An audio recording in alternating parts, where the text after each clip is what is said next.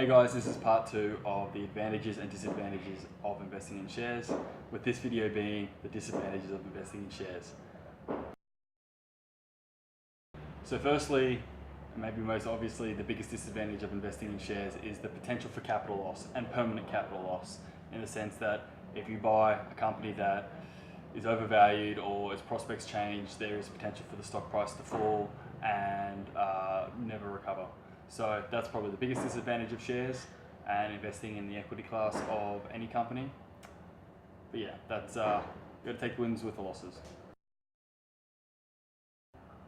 The second disadvantage of shares is that there's fairly fast price discovery, in the sense that if something changes about the company that you're investing in or companies that you're investing in, you can find that share prices can fall rather quickly, and if you're not up to speed with the company or have your finger on the pulse, often that price can drop before you realize that you would also like to sell.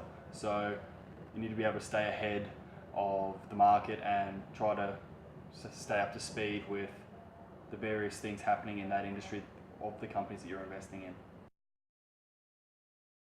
On the flip side of that, sometimes one of the disadvantages of investing, particularly in smaller cap companies, is slow price discovery, in the sense that you can buy a company that you think has great prospects, and it just takes a really long time for the market to realize that, oh wow, that's a really undervalued company, or that its prospects have improved a lot from a couple of years ago. So in that sense, the market will move at its own speed, and you might often find yourself holding an investment that may not be super liquid, and the price isn't moving up, or there's not a lot of depth in the market, in the sense that you aren't able to find buyers for that market at a price that you'd like to sell for. So there could be slow price discovery in the market as well. Whilst stocks are fairly liquid, one of the disadvantages is especially when you move into those smaller cap companies. When I say smaller cap, I mean smaller market capitalization, i.e. companies that are valued below, say, 100 million, below 200 million, is that there can often be not as many buyers and sellers as there are of the much bigger companies. So you'll find that sometimes, especially if you're a bigger shareholder in that company, that it may be difficult to quickly exit your position, in the sense that it might take days, weeks or months to be able to fully sell all your shares in that company.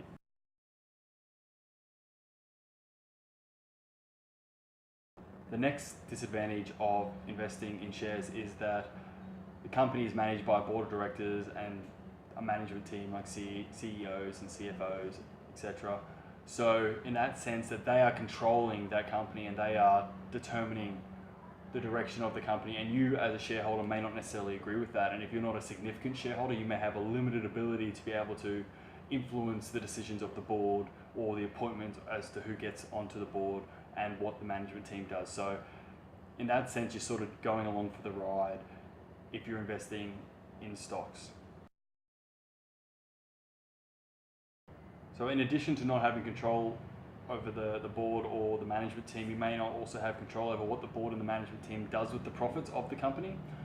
And so whilst the management team and the board have a fiduciary responsibility to represent shareholders and do what's in the best interest of shareholders, you may have a disagreement about what that best interest is, and particularly when it comes to things like dividends and retained profits from the company. So if a company makes $10 million in a year, the board and the management are going to decide what to do with that $10 million, and they may not pay all of that out in dividends. They may decide to reinvest that in the company or buy another company. And so what gets done with the profits is not determined by you. So that can be a little bit difficult as well. So one of the other disadvantages about stocks is they operate in a highly regulated environment. So to give shareholders confidence that management teams and board of directors are going to operate in a certain way and conduct themselves in a fashion that represents shareholders and their interests.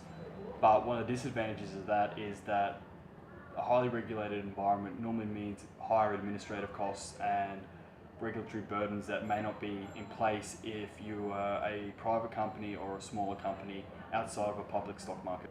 Obviously, those high costs eat away at profit margins of companies, and that's sort of why you often see that there's not a lot of small companies listed on public stock exchanges. It tends to be rather larger companies where they have larger revenues and larger profit margins, so they can absorb those costs cost effectively.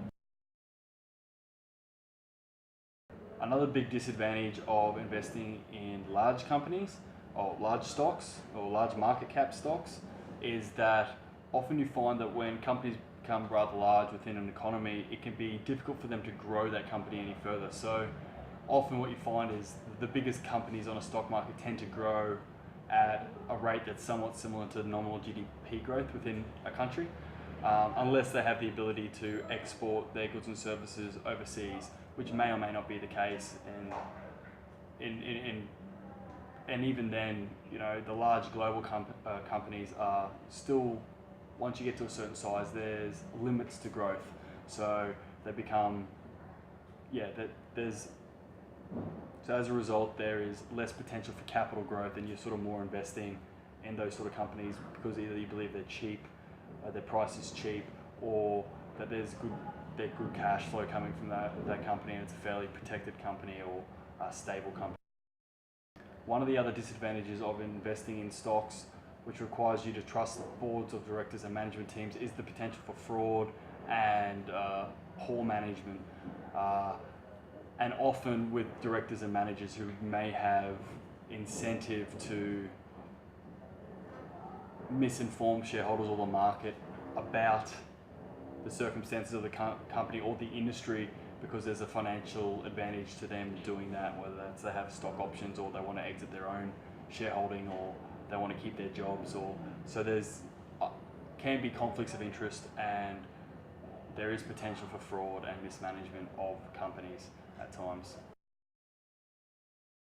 Another disadvantage of investing in stocks is that they can be exposed to shocks, like shocks outside of their control, whether that's geopolitical, financial. These things can be out of their control and can quite negatively affect prices at times. So that's something to consider when you are investing in stocks. Another potential disadvantage of investing in stocks can be a regulatory risk, in the sense that, you know, governments might change regulations or might increase taxes or costs or licensing on a potential company. So yeah, there is government risk when investing in a company within a particular geographical jurisdiction. Another disadvantage of being a shareholder, stock owner, or equity class investor is that you're the lowest tranche of stakeholder in an organization, meaning that you get paid last. So you get, after everyone else gets paid, you share in the profits. Yeah, you carry a greater risk than the higher level stakeholders, so creditors or preferred stockholders, etc. So that sums up all the disadvantages that I see of investing in stocks. I'll leave it to you to decide whether the pros outweigh the cons. If you have any other things that you think deserve to be mentioned that haven't been mentioned in this video, put them in the comments below. And if you'd like to see more videos like this, subscribe. I'll see you in the next video.